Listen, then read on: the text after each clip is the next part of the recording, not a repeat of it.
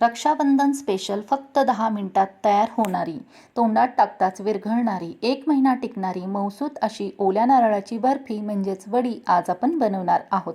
Recipe तुमच्याबरोबर नेहमीप्रमाणेच भरपूर टिप्स शेअर केलेली आहे।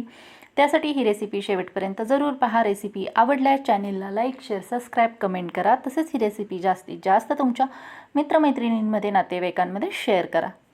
अधिक वेळ न घालवता रेसिपीला सुरुवात करूया। नमस्कार, मी संध्याच रेसिपीमध्ये आपल्या सर्वांचं खूप खूप मनापासून स्वागत करते। सर्वात प्रथम ओल्या नारळाची वडी बनवण्यासाठी इथे मी 2 मोठे नारळ घेतले होते। नारळ फोडून घेतल्यानंतर नारळाचे मोठमोठे तुकडे असतानाच त्याच्यावरचा ब्राऊन म्हणजे चॉकलेटी भाग जो आहे तो मी बटाटा सोलणीने काढून घेतला आहे। तुम्हाला जर नसेल काढायचा तर नाही काढला तरीही चालेल, परंतु ब्राऊन भाग काढून घेतल्यामुळे बर्फी जी आहे ती छान अशी पांढरी शुभ्र तयार होते।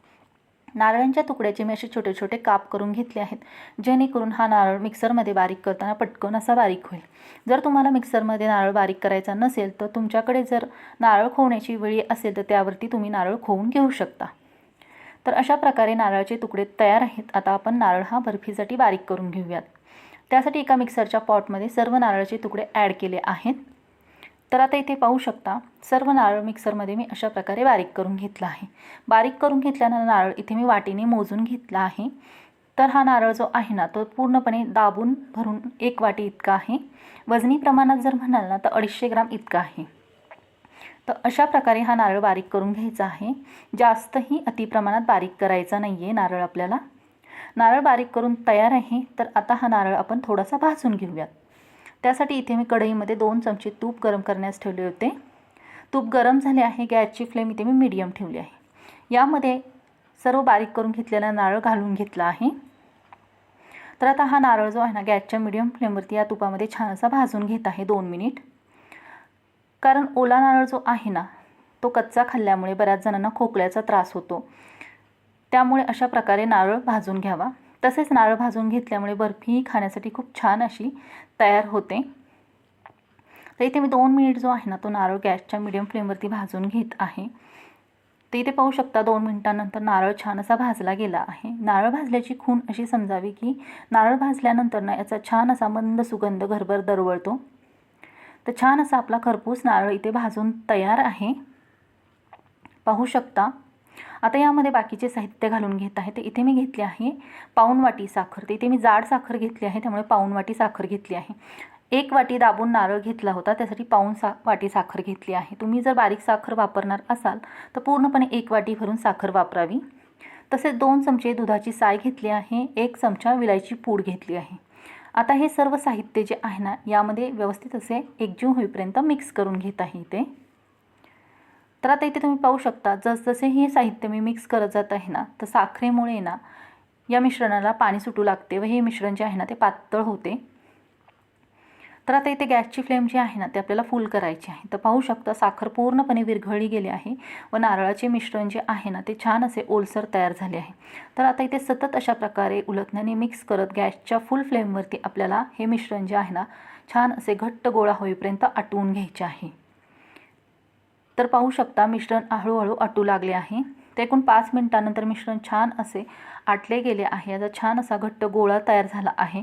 कढईपासून सुटू लागले की समजायचे आपले हे मिश्रण जे आहे ते बर्फी बनवण्यासाठी छान असे तयार झालेले आहे। तसेच थोडेसे हातावरती घेऊन बघायचे, हाताला एकदम छान असे चिकट लागले गेले की समजायचे हे मिश्रण आपले बर्फी बनवण्यासाठी तयार आहे। तर अशा प्रकारे मिश्रण तयार आहे बर्फी बनवण्यासाठीचे। आता लगेचच बर्फी बनवून घेऊयात। गॅस इथे बंद केला आहे। बर्फी बनवण्यासाठी एका प्लेटला इथे मी साजूक तूप लावून घेतले आहे। यावरती लगेचच हे बर्फीचे मिश्रण जे आहे गरम गरम काढून घ्यायचे। मिश्रण अजिबात थंड होऊन द्यायचे नाही आपल्याला। सर्व मिश्रण काढून घेतल्यानंतर आता हे मिश्रण आपल्याला सेट करायचे आहे वडी बनवण्यासाठी। तर मिश्रण गरम असल्यामुळे हाताला चटके लागतात, त्यासाठी एका वाटीला थोडेसे तूप लावून घेतले आहे व हे बर्फीचे मिश्रण या प्लेटमध्ये सेट करून घेत आहे। इथे तुम्ही बर्फीचा ट्रे किंवा ताटही वापरू शकता बर्फी बनवण्यासाठी। तर अशा प्रकारे तूप लावून घेतल्यामुळे वाटीला अजिबात हे मिश्रण चिकटले जात नाही, तसेच गरम असल्यामुळे हाताला चटकेही बसत नाहीत। पाहू शकता मिश्रण गरम असल्यामुळे एकदम छान असे सेट झाले आहे। तर आता हे आपण फक्त 2 मिनिट थंड होऊन देऊयात। 2 मिनिटांनंतर छान असे मिश्रण बर्फीचे सेट झाले आहे व थोडेसे थंडही झाले आहे। हाताला अजिबात चिकटत नाही। तर आता आपण याच्या वड्या कट करून घेऊयात। तर इथे तुम्हाला वड्या तुम्ही हव्या त्या आकाराच्या कट करू शकता, डायमंड शेपमध्ये कट करू शकता किंवा चौकोनी शेपमध्येही कट करू शकता. तर इथे मी चौकोनी आकाराच्या वड्या कट करून घेणार आहे. तर वड्या ज्या आहेत ना ते इथे मी आता चौकोनी आकारामध्ये कट करून घेत आहे. तर फ्रेंड्स, या वड्या ज्या आहेत ना त्या आपण रक्षाबंधन स्पेशल बनवल्या आहेत, परंतु तुम्ही रक्षाबंधन व्यतिरिक्त कधी या ओल्या नारळाच्या वड्या बनवू शकता. मस्त अशा महिनाभर टिकतात, छान अशा तोंडात टाकताच विरघळणाऱ्या मऊसूत तयार होतात. अगदी सुटसुटीत रेसिपी आहे, घरातील उपलब्ध साहित्यामध्ये तयार होते, जास्तसा वेळही लागला जात नाही, अगदी लहानांपासून मोठ्यांपर्यंत आवडते. तर नक्कीच घरी ट्राय करा व कशा प्रकारे तयार झाले त्यांना कमेंट करून जरूर कळवा. तर पाहू शकता मस्त अशा वड्या चौकोनी आकारामध्ये कट करून घेतल्या आहेत. तर इथे वड्या काही काढून घेत आहे. तर पाहू शकता छान अशा ताटापासून सुटल्या आहेत, अजिबात ताटाला चिकटल्या गेल्या नाहीत. तर पाहू शकता मस्त अशा आपल्या रक्षाबंधन स्पेशल ओल्या नारळाच्या वड्या तयार झाल्या आहेत.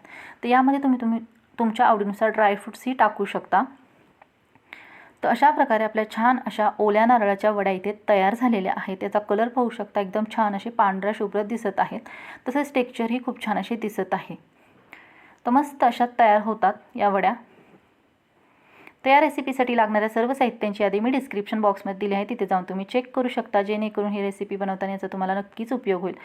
नारळाची वडी आतमधूनही किती छान अशी रसरशीत तयार झाली आहे, पाहू शकता. व्हिडिओ शेवटपर्यंत पाहिल्याबद्दल धन्यवाद.